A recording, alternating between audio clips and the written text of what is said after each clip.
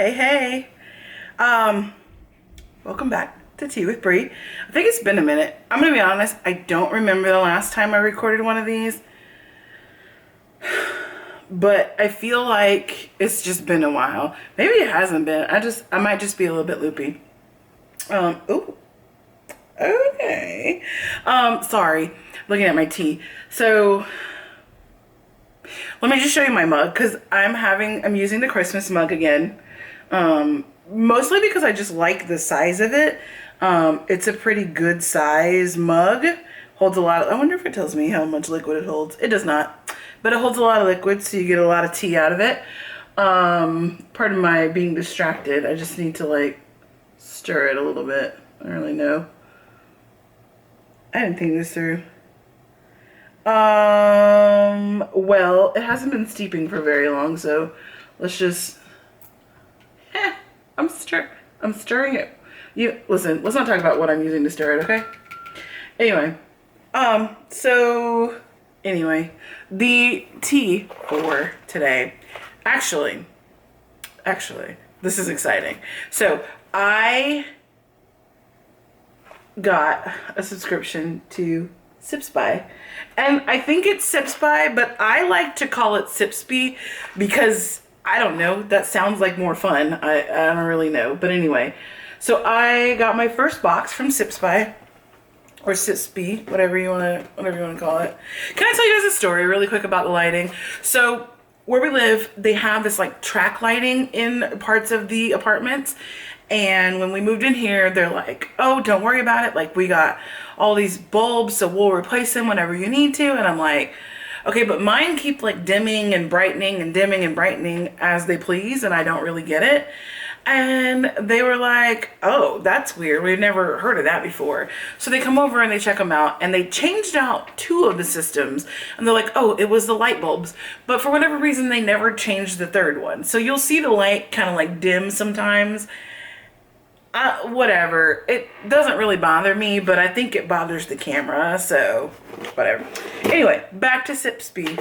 So, I got the first box, and y'all, it is so cute. If you love tea, like, how cute is this? Here's our January teas, and on the back, it's like made for Sabrina. How cute is that? I love it. So in the box, there's some cute stuff. So you get like a couple different flavors, and they send you like 4 or whatever of each one. So I got some Earl Grey. I got some Earl Grey from Ahmad Tea in London. And I got some Minty Mojito Mate, Yerba Mate.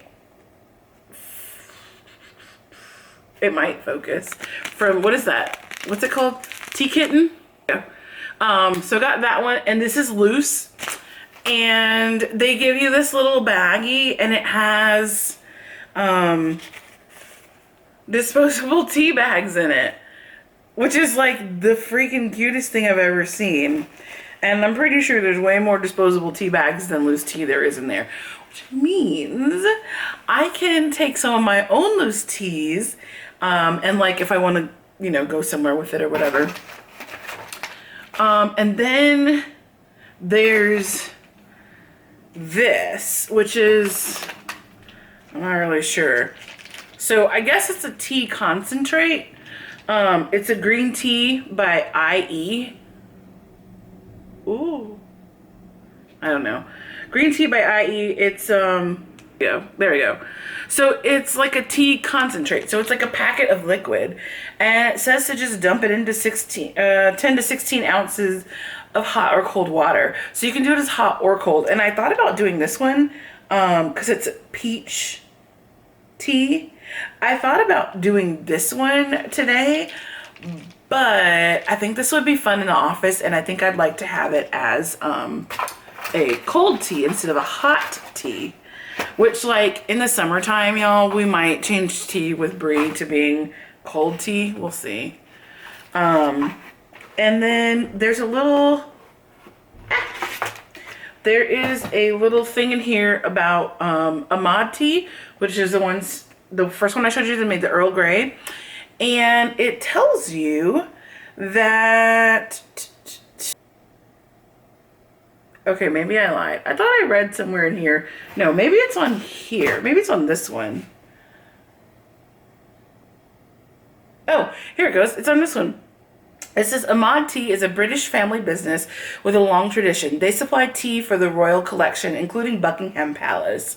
So enjoy this posh, best-selling blend. So that was in there. And then there's one other tea, and this is the one that I'm drinking today. And this is from the Republic of Tea. And it is beautifully use the camera. But James can, because he's like technologically challenged, you guys, and I'm not.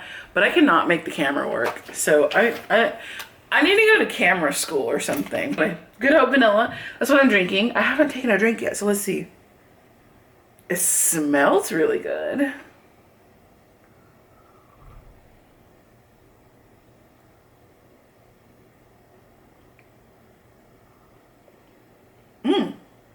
Okay, that's good. That's really good. Okay, so enough about the tea, right? Even though this is tea with Brie. What should we talk about today? I just got home from work and I just sat in an 8-hour meeting. You just would not believe how taxing it is to sit in a meeting for 8 hours. But I'm not complaining. Like, I'm just telling you, like, I'm tired because I sat in a meeting for 8 hours.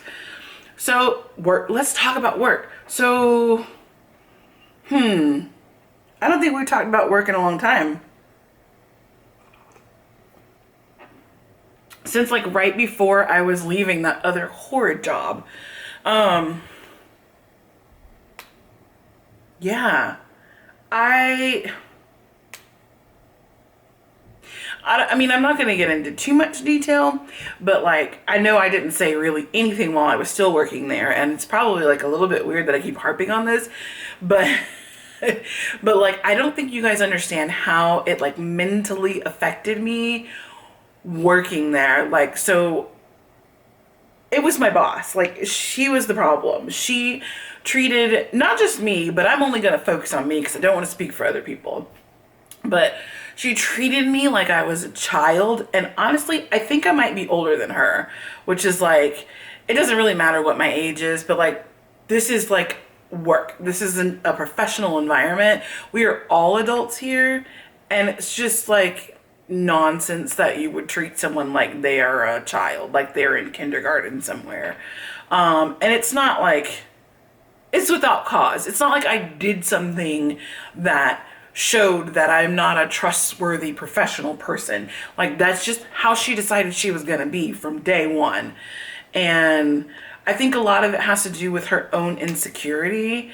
And again, this is just my observation from looking at not just what happened to me, but what happened to a lot of people who still work there. So, you know, but your girl just had enough. And like mentally, it was a lot. And James actually made a comment, I think it was like yesterday or the day before, and he's like, I'm so glad you don't work there anymore because honestly it was miserable. And I don't blame him for saying that. Like, I can't even, like, it's true. Like, I was miserable and I tried my hardest to just like leave work at work and let that be that. But she was terrible. I mean, it was terrible. So I'm out of there. Got a new job, and my new job, these are my people. I mean, it's just such a great, like, there's a good culture at this place of employment, you know. Everybody is fun to work with. There's no like, oh my God. I mean, there's like one person who takes a lot of personal phone calls, but like, that's my biggest problem is someone in the office taking lots of personal phone calls. So that at the end of the day, that's not a problem. Okay. So, everyone there is fun. It's a nice collaborative environment. There's a good release for your creative energy. There's, opportunity to discuss with supervisors, and they think everyone else there is an adult. So if you need a day off, nobody really cares. My boss is like, just send me an email. If you know what I mean? Like, if you need to go home early, I don't have kids, but if your kids are sick and you need to come in late, if you overslept, it's like, all right, cool. Just, like, it's such a welcoming and positive environment because it's people first. And that is crucial. And I know it's easier said than done, and I know not everybody is as fortunate as I was to just walk away from a job that is stressing me out and like tanking my mental health. But I would encourage anyone who is stuck at a job that's bullshit, like honestly, your job is bullshit, if it is, to put all of your energy in to getting out of that situation, whether that's looking for another job, whether that's looking for a sugar daddy so you don't have to have an income, whether that's saving up money for a couple of months so that you can take time off to look for another job. Like, whatever it is you need to do, just channel your energy into that, because it makes such a difference when your work environment is positive and welcoming and warm and just pleasant. Like, it makes such a difference. And like, I know this is weird, but y'all know that I was sick for like, let me see, October, like 5 months straight. And I don't think it's a coincidence that that coincided with like the worst working environment in my 37 maybe? In my 37 years of living. And I've been working since I was 18. So however, do the math, okay? In that many years of working, I've never been in such a horrible environment, like in my entire life. And I don't think it's a coincidence that being sick for so long coincided with that. But here we are, we're on the other side of the moon. Is that the phrase? I don't know. And we're loving it. And sometimes we have to sit through 8-hour meetings. Whatever. James always makes fun of me for taking baby sips when I'm filming this. But like, do you guys, I can't sit here and take like a long gulp while I'm recording a video, because then everyone's like, right? Let's try it. Let's see. Also, it's insanely hot. So it's a sipping drink. It's like a whiskey. You just sip it. Where's that brandy?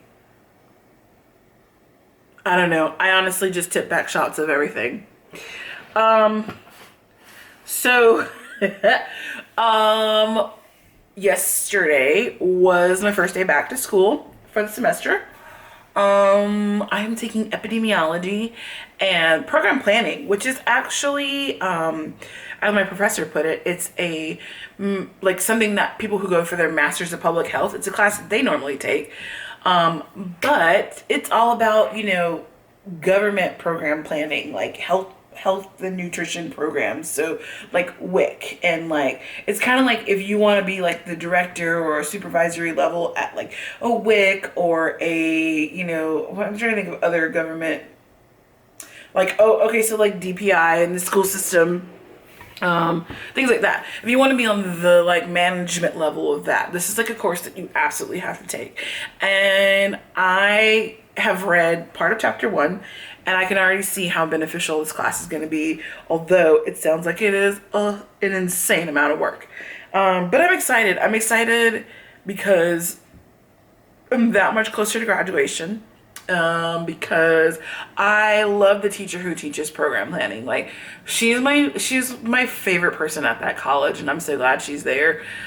She's a really awesome teacher. And y'all, okay, listen. I took one of her classes last year, and it was my first. Did we talk about how my first semester in grad school almost killed me? There's just a lot going on, and grad school's not a joke. And as much as you can talk about how it's different from undergrad, nothing can actually prepare you for how it's different from undergrad. I mean, I could sit here and give you guys like a PowerPoint lesson about how grad school is different from undergrad, and you'll still be totally unprepared for that shit when you get there on day one. And so there was like a lot going on. And I'll be honest, in undergrad, I was one of those people who didn't really have to study. I just kind of like floated through, got all my A's, boom, boom, boom, whatever. And I knew not to expect that in grad school. So I knew, like, I upped my study game. I was paying attention in class, like things that I didn't do in undergrad. I mean, I'm selling myself short.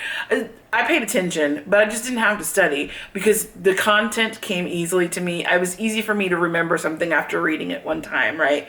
And so I knew grad school was going to be different. So I knew I had to like up the game. And so I'm like reading and I'm taking notes while I'm reading and I'm going back over the notes. I mean, for you to get through grad school, but I'm failing. Like I was failing and it was awful. And then a bunch of other stuff happened and like personal life stuff and it all just kind of like piled on and piled on and piled on.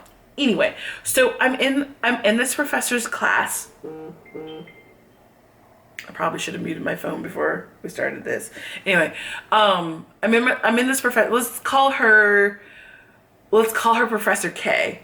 So I'm in Professor K's class, and at the beginning of the semester, she totally was like, yeah, we're going to keep it super cash, just like a brief presentation for your final exam. No more than 2 minutes, just make a couple notes, blah, blah, blah. All right, cool. So the presentation comes around, and I was drowning. And so I never heard anything about how, like, any other guidelines or parameters for that final presentation. And so, like, I even went back through my notes from classes and, like, but at this point by the time I was, like, preparing for this presentation, it was too late to email her and ask if there were parameters. So I put my little presentation together, got my note cards.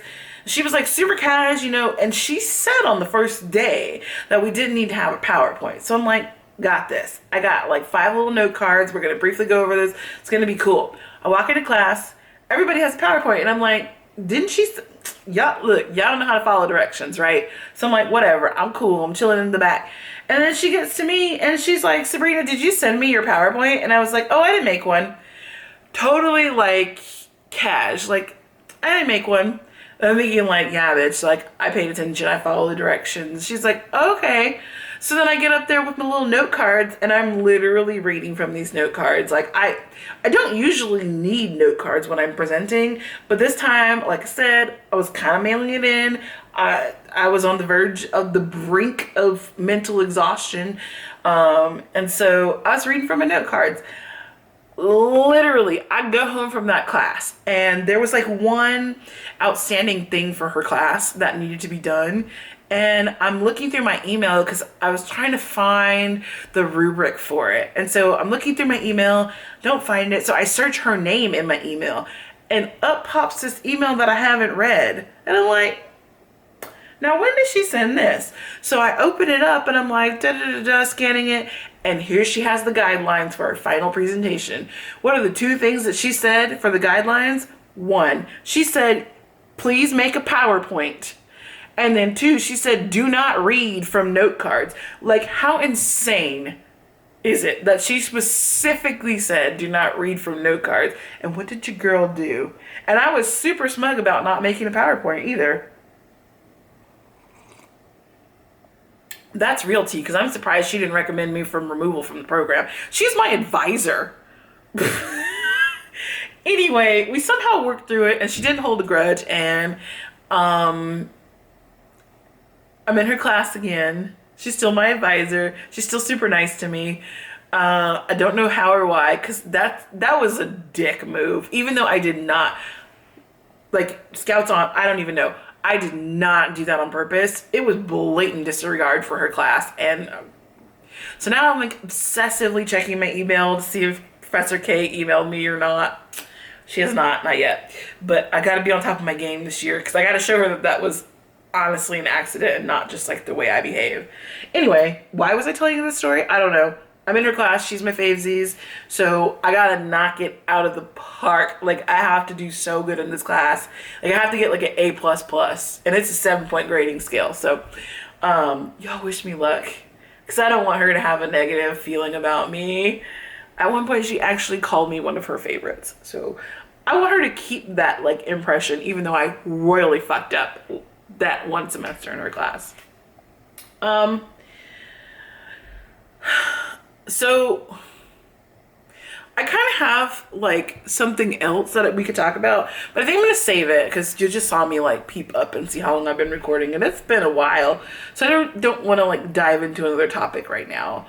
But I will say that I got up and did yoga this morning. I did not want to do that, but I did it. It was okay. It was awful, but it was awesome. So it just averaged out to be okay.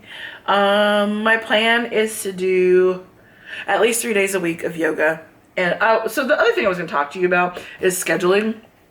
And I'll just, I can just briefly show you. This is for like our house. It's just like a weekly planner. And it's just like, so we kind of like have a general idea of what's going on. Or like, see, you can see on Sunday. Oh, maybe you can see. Whatever. You can't see it, but whatever. On Sunday, I went and got a pedicure. I got a mani-pedi. I don't know if you can see. I don't know how people like that. Yeah. Got a mani-pedi with my friend Michaela. And we do that, and then I have my planner. So that was one thing I was going to talk about. But anyway, the point of showing you that was that I was looking over here to verify, and I had 3 days a week minimum where I was going to do yoga.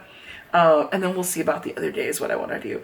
But the last thing that I was going to talk about is, I wrote down on here, let's conversate. So actually, I feel like I'm doing this tea with Brie. I'm just like yapping on camera, and in my imagination, you guys are sitting at home with your tea and you're like, yeah, girl. Oh yes. And then what happened? You know what I mean? Like, you're talking back to me.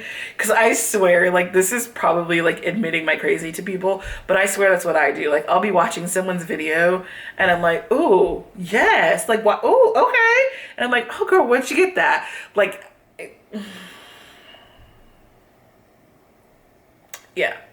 So my hope is that someone somewhere is doing that too. At the very least, you're drinking tea. But I was like, you know what? We should conversate. So I feel like I'm going to start asking you very serious questions in Tea with Brie. And I need you to answer them in the comments section below. And by very serious question, I think I mean, like, what are you doing in 2020 to be an adult? That's my question. What are you doing in 2020 to be an adult? Like, I know we make lots of jokes about, oh, well, I adulted today. And actually, I don't know. Let me see if I can show you this this calendar that's behind me. It says, I'm done adulting. That's the January calendar. Like, I know we like to make lots of jokes about adulting, but, it's a real thing, y'all. We have to be adults. Like, I am pushing 40 years old. I know that's crazy. I don't want to talk about it, but I don't feel like a real adult. I just feel like, I'm just here. And then I think about like all these things that need to be done. Like, I got to maintain a household. I got to pay my car note. I gotta pay taxes. We have to file and pay taxes. I remember the time when taxes was my mom's responsibility. I just handed her my little W-2.